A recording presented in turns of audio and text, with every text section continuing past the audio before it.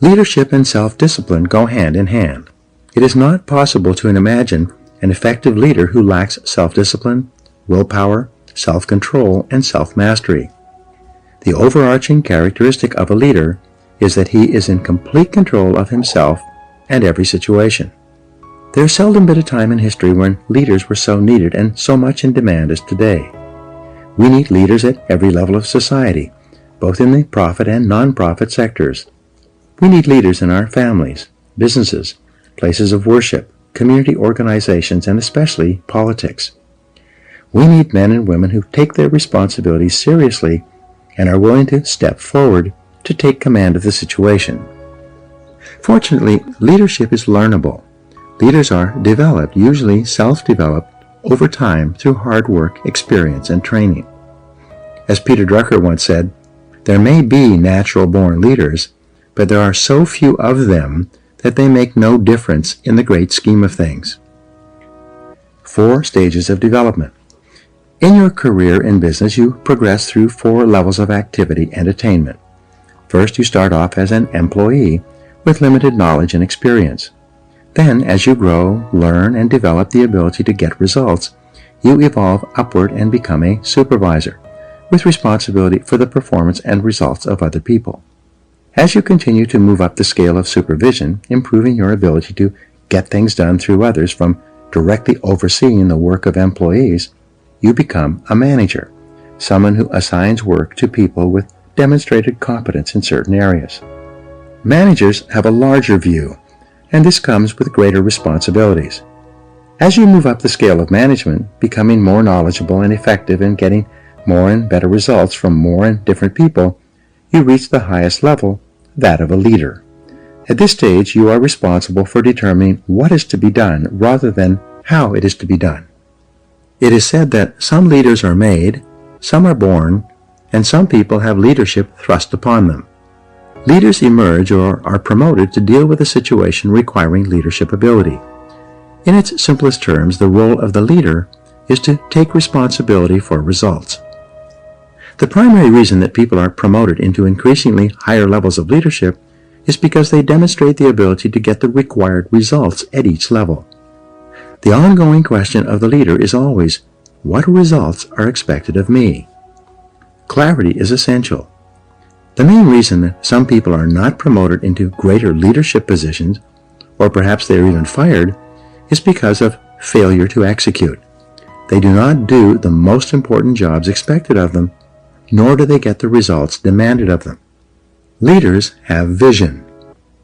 The first quality of leadership, based on 3,300 studies of leaders reviewed by James McPherson, is the quality of vision. Leaders have vision. They have the ability to project forward into the future and develop a clear picture of where they want their organizations to go. They then have the ability to share this vision with others and gain others' commitment to make this vision a reality. You become a leader when you accept responsibility for results. You become a leader when you begin to think, act, and talk like a leader. You become a leader when you develop a vision for yourself and for your company, your life, or your area of responsibility. There are hundreds of books written about leadership and the importance of vision, yet they can be boiled down to a single principle. A military leader has a vision of victory from which he never deviates. A business leader has a vision of success for the business based on excellent performance to which he or she is completely committed. A leader is a standard bearer. The leader sets the standard for the organization or the department. It is not possible for anyone in the organization to have a clearer vision or to aspire to a higher standard of excellence than the leader. For this reason, the leader is the role model, the one who sets the tone and the morale for everyone in the organization.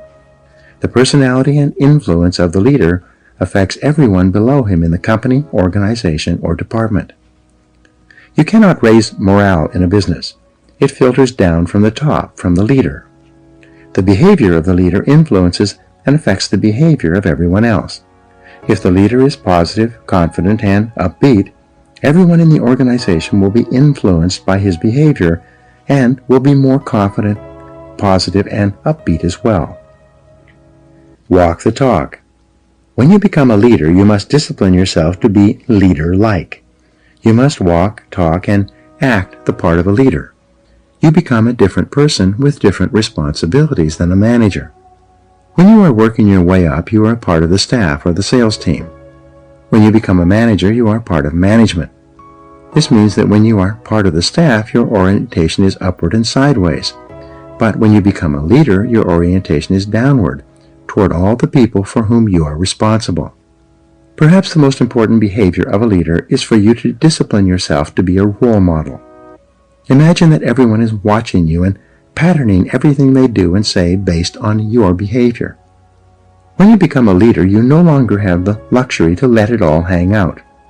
From the time you are promoted into leadership, you have a special responsibility to discipline and control your words and behaviors in such a way so that you bring about the very best possible results for your organization and for other people. Set the standards. The leader sets the standards for the organization's behavior, quality of work, personal organization, time management, and appearance. In excellent organizations, the leader is the person who everyone looks up to and wants to emulate. In most cases, the leader works harder than others in the company. The leader appears to be more committed, more determined, more courageous, more visionary, and more persistent than anyone else. The leader sets a tone that everyone wants to emulate. The leader also sets the standard for how people are treated in the organization. When the leader treats people with courtesy, consideration, and concern, it quickly becomes known that these are the standards to which others must adhere. Set values and principles. In addition to a clear vision for the organization, the leader must have a set of values and organizing principles that guide behavior and decision-making. Everyone must know what the leader and the company stands for and believes in. The job of the leader, then, is to articulate this vision of excellent performance within the constraints of high ethical standards at all times. He or she must walk the talk and live the values and behaviors he or she teaches. The very best standard for a leader is the golden rule: do unto others as you would have them do unto you. For example, when Jack Welch was the president of General Electric, he encouraged managers to treat each employee as if that employee might be promoted over his head sometime in the future, and he might find himself working under the person who is now working below him. This way of thinking assured that managers treated their staff with a high degree of respect and courtesy. 7 principles of leadership. To be an effective leader, there are 7 principles you must incorporate into your leadership behavior and activities. 1. Clarity. This is perhaps your most important responsibility. You must be absolutely clear about who you are and what you stand for. You must be absolutely clear about your vision and where you want to lead your people. You must be absolutely clear about the goals and objectives of the organization and how they are to be achieved. Especially, you must be absolutely clear about the values, mission, and purpose of the organization and what it stands for. Everyone around you and below you must know exactly why they are doing what they do and what their company has been formed to accomplish.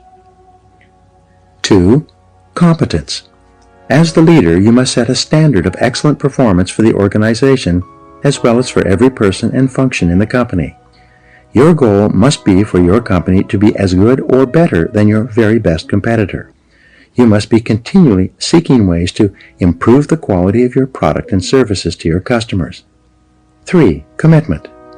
The leader is absolutely committed to the success of the organization and believes completely that this organization is the best in the business or will be the best in the future.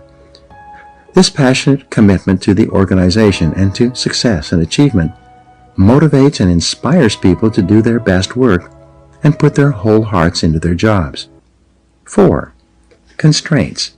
The job of the leader is to identify the constraints or limiting factors that set the speed at which the company achieves its most important goals of revenue and profitability. The leader then allocates people and resources to alleviate those constraints and remove the obstacles so it can perform as one of the best in the business. 5. Creativity.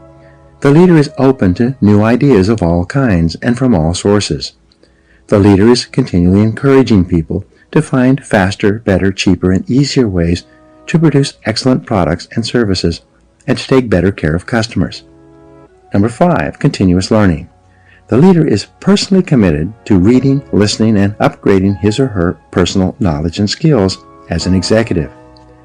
The leader should attend additional seminars and courses to improve his or her skills and abilities. At the same time, the leader encourages everyone in the organization to learn and grow as a normal and natural part of business life. The leader provides time and resources for training and development. The leader knows that the best companies have the best trained people. The second best companies have the second best trained people, and the third best companies have the least trained people and are on their way out of business. Number 7 is consistency. The leader has the self-discipline to be consistent, dependable, reliable, calm, and predictable in all situations. One of the great comforts of business life is for an employee to know that the leader is completely consistent and reliable. An effective leader does not change from day to day. The leader is not blown in the wind by each new situation or problem or emergency that arises. Instead, the leader is calm, positive, and confident, especially under pressure. The inevitable crisis. The only thing that is inevitable in the life of the leader is the crisis. When you rise to a position of leadership, you will experience crises repeatedly, crises that are unpredictable, unbidden, and often capable of seriously damaging the organization. It is in the crisis that the leader demonstrates his competence. In times of crisis, the leader becomes calm, cool, objective, and completely in control. The leader asks questions and gathers information. The leader assesses the situation accurately and makes whatever decisions are necessary to minimize the damage or cut the losses.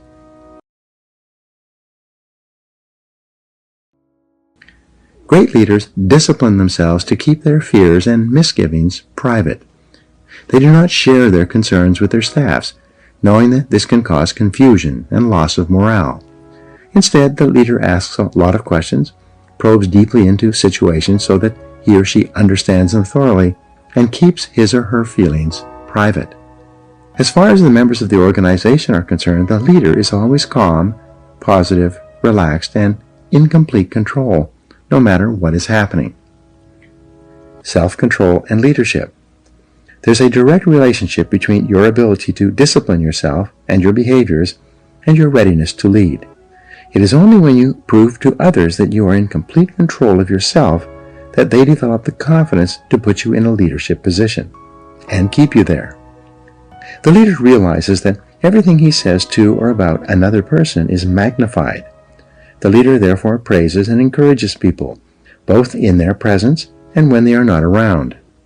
He never says anything negative that could be misinterpreted or that could demotivate or offend another person. If he has problems with someone, he addresses them privately, out of sight and earshot of anyone else. Leadership qualities. Leaders discipline themselves to plan, prepare, organize, and check every detail. They take nothing for granted. They ask questions to ensure that they have a complete understanding of a situation, problem, or difficulty. Great leaders act as if they own the entire company. They accept a high level of personal responsibility. The leader never complains, makes excuses, or blames others for problems. Leaders are intensely action-oriented. They gather information carefully and they make the decisions that are necessary. They set measures and standards and hold others to them. They insist that the job be done quickly and well. Leaders rise to the top. Leaders rise to the top of an organization as cream rises in milk.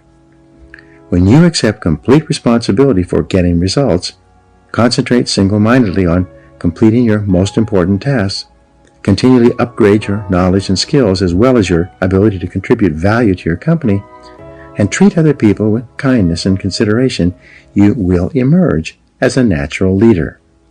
As you demonstrate your ability to make an increasingly valuable contribution to your organization, people above, below, and on both sides of you will want you to be promoted into leadership and will support you when you reach that position. One of your primary aims in life is to walk, talk, act, speak, and Treat others as a leader would. Eventually, your position will be equal to your performance.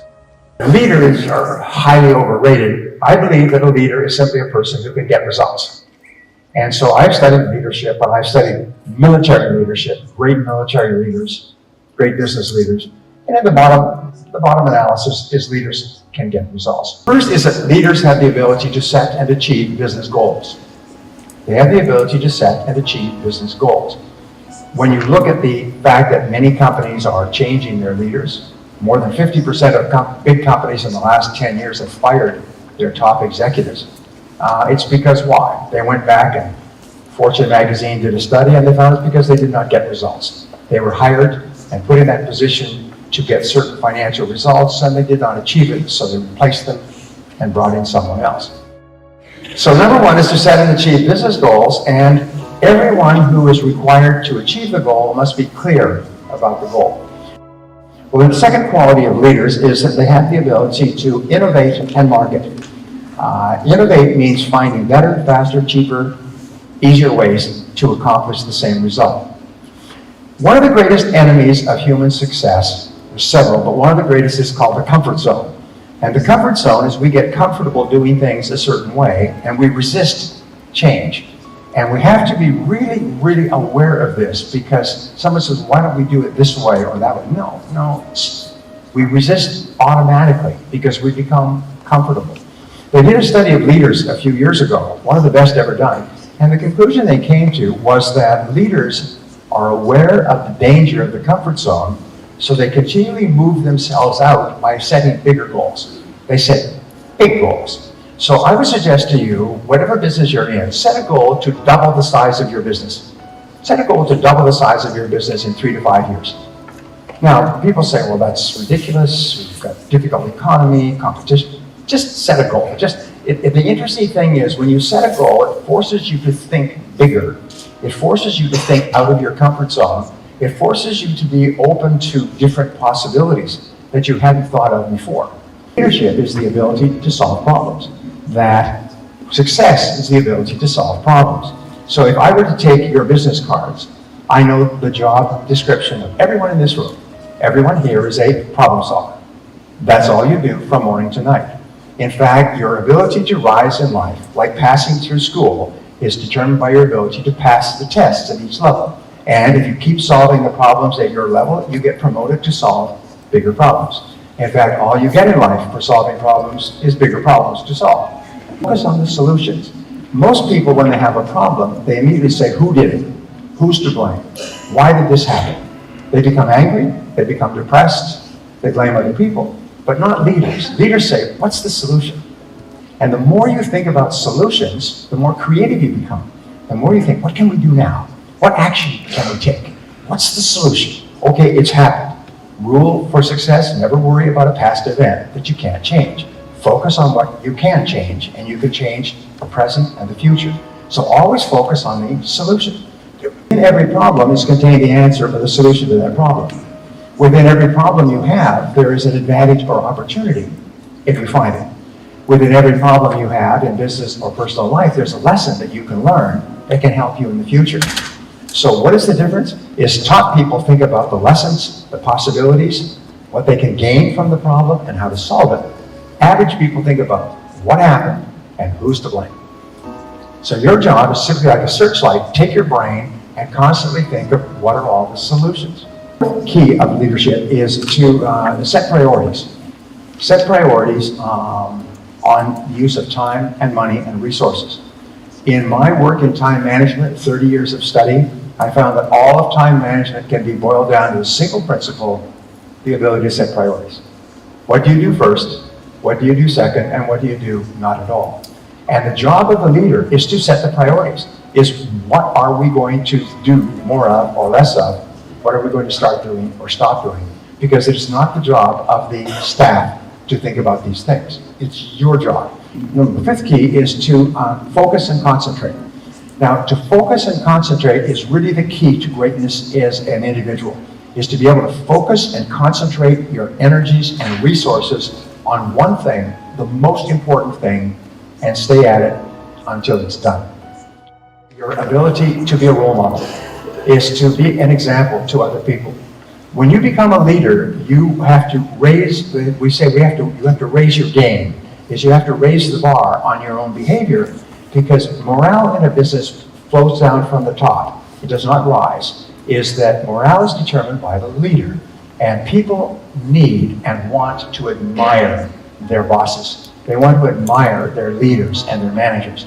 So when you are moving on the way, working your way up, you can be more casual, but when you become a leader, everyone is watching you. They're watching you out of the corner of their eye. They're watching to see if you are setting a standard for us. So if you want other people to be punctual, you must be punctual. If you want other people to work on their top priorities, you must work on your top priorities. If you want other people to treat each other well and be friendly and be respectful, then you must be friendly and respectful.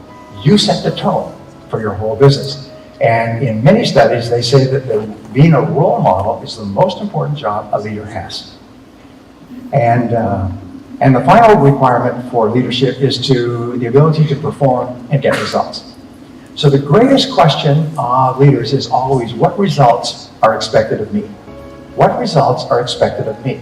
Not activities, but what are the results? And of all the results that are expected of you, what are the most important results? In time management, there's a great question, and I think it's a question that is one of the most important I've ever heard. It's this, is what is it that I, and only I, can do that if done well, will make a real difference? This is something that no one else can do, and no one else will do it. But if you do it, and you do it really well, it can make a major difference in your business and in your life. And there's always an answer to this question. And this is usually the most important thing that you could do to contribute to your company. Peter Drucker had this wonderful observation. He said, if you just change the word in business from success to contribution, you'll solve all your problems. And I think that the word contribution is one of the greatest words in our lives. What can you do to increase the value of your contribution to your business, to your friends, to your family, to your community? Because there's a wonderful thing, Hans Peter and I were talking about this, is the more you contribute to your world, the better you feel about yourself. All human beings want to be happy. And how do we become happy? Well, happy is just a byproduct of making a valuable contribution to the lives of other people.